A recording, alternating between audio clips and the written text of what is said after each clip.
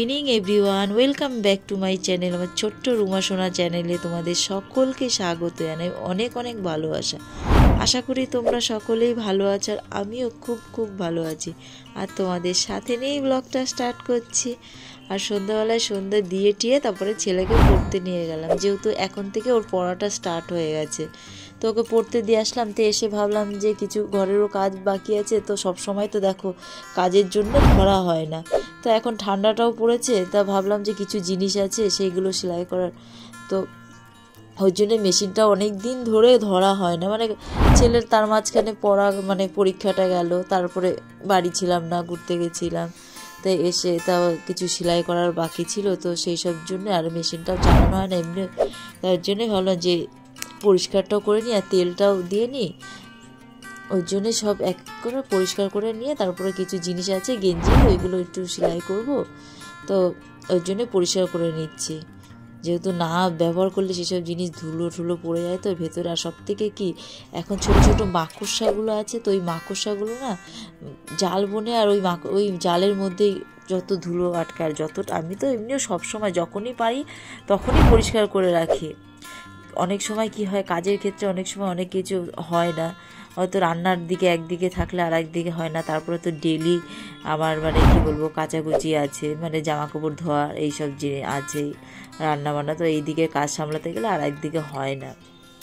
এইসব কারণের জন্য আর আমি অনেক কটাই এবারে আসন করেছি, তো সেইগুলোই তোমার হলো সাইড দিয়ে কাপড় লাগিয়ে সেগুলো সেলাই করাও বাকি আছে। তো ওইগুলো আমি ভাবছি কি না, এখন তো এখন একটু সময় আছে বলে ওই জন্যেই আমি এই সব কাজগুলো করে নিই। আর যেহেতু সেলাই আমি সত্যিই পারি না, মানে অল্প যেটুকু শিখেছি সেইটুকুই আমি হলো কাজ, আপাতত কাজ চলে যায়।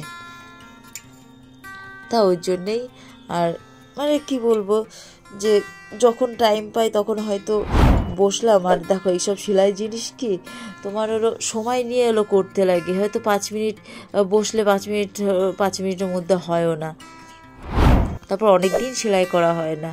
তো ভাবলাম যে তেল ঠেল দিয়ে একবারে পরিষ্কার করে নিয়ে তারপরে হলো সেলাইটা করব।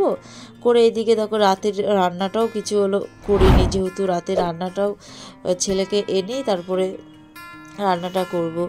আর সমস্ত কিছু যেহেতু আমি আগে থাকতে সব রেডি করে রাখি, তা এখন আজকে আর রেডি করিনি, যেহেতু আজকে আমি সেলাইয়ের সব জিনিসপত্রগুলো পোছাপুছি করছিলাম। তো যে না, ও ছেলেকে এনেই তারপরে রাতের, এমনি আমাদের রাতে রান্না করি 10:30, 11:30, 11:30 এরকম, আর খেতে খেতে 12টা 12:30।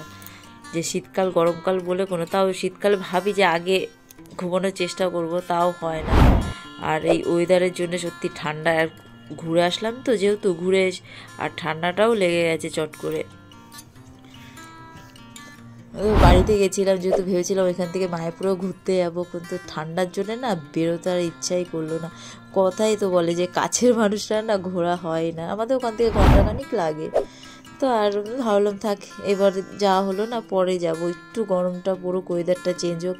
বেশি ঠান্ডায় না কোথাও বেরোতে গেলে না বিরক্ত বোধ কীরকম লাগে। একদিকে ঠান্ডায় ঘুরে আরাম করতে, এই যে সোয়েটার বলো, এইসব চাদর টুপি এইসব জিনিস বোঝা, মানে এগুলো টেনে নেওয়া একদম অসম্ভব।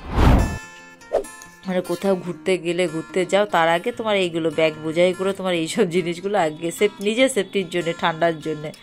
তাও ওয়েদার চেঞ্জেস মানে কি বলবো, এক জায়গার থেকে আরেক জায়গায় আসলে ঠান্ডা অটোমেটিক, এমনিও ঠান্ডা লেগে গেছে অলরেডি। আর তোমাদের তো একটা কথা বলতেই ভুলে গেছি, আমার একটা নতুন চ্যানেল আসছে, যাই হোক নামটা বলবো, নামটা এখনও পুরো ফাইনাল হয়নি। তো ফাইনাল হলেই আমি নামটা তোমাদের কাছে বলবো যে চ্যানেলটার নাম কি। তো তোমরা সেই চ্যানেলটাও দেখতে পারবে, খুব তাড়াতাড়ি আসছে। আর আমার যেহেতু ফেসবুক পেজটা করা হয়নি, তো খুব তাড়াতাড়ি করবো। আর ফেসবুকে যেরকম ছোট্ট রুমা দিয়েই আছে, আর তোমার ইনস্টাগ্রামটাও ছোট্ট রুমা দিয়ে আছে।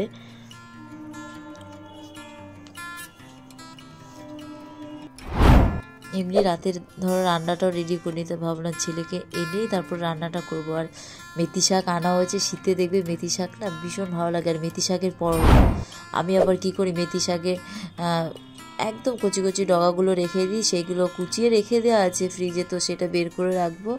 আর রসুন কুচিটা ভীষণ ভালো লাগে, রসুন কুচি কাঁচা লঙ্কা কুচি দিয়ে মেথি শাক আর ভীষণ ভালো লাগে মেথি শাকের পরোটা। শীতকালেই বেশি ভালো লাগে মেথি শাকের পরোটাটা খেতে। তো ভাবলাম যে কি রান্না করব, তো ওটা রেডি করা আছে। তো এদিকে ভাবলাম যে একটু আটা ময়দা, আমি আটা ময়দা মিক্সড করেই আমি করি। তো ওর জন্যে আমি ভাবলাম যে তাহলে মেথি শাকের পরোটা করব। আর চাটনি বলতে ধনেপাতার চাটনি, এখন মানে ধনেপাতা টমেটো এইসবের চাটনি ভীষণ ভালো লাগে। আর বিশেষ করে মেথি শাকের পরোটাতে আরও বেশি ভালো লাগে। তো যে যেভাবে খুশি হলো খাই। আর একটা কথা তো বলাই হয়নি, ছেলে এবার কি করেছে, এবার আমাদের বললাম তো যাওয়ার কথা ছিল, তো যেতে পারিনি আর ঠান্ডার ওয়েদারের জন্যেই। তা ছেলে গেছিল, তাও কি বিকেলের দিকে বেরিয়েছিল, মায়েদের সাথে গেছিলো। তো একটা ছোট্ট গোপাল সোনাও নিয়ে এসছে। আমাদের ঘরে এমনিও গোপাল আছে, তো ওর বহুদিনের ইচ্ছা যে গোপাল নেবে, গোপাল নিয়ে ও নিজের মতন ওকে খাওয়াবে, ঘুরবে। তো ওর মনের ইচ্ছা ও পূরণ করলো। যাই হোক, ভালো লাগলো। আর গোপালটাও সত্যি খুব মিষ্টি দেখতে। তোমাদের দেখাইনি, ঠিক দেখাবো। আর যাই হোক, ব্লগটা বেশি একটা বড় করলাম না। আর তোমাদের যদি ভালো লাগে তাহলে লাইক, শেয়ার, সাবস্ক্রাইব অবশ্যই করো। তোমরা ভালো থেকো, সুস্থ থেকো। গুড বাই, দেখা হচ্ছে নতুন একটা ব্লগের সাথে।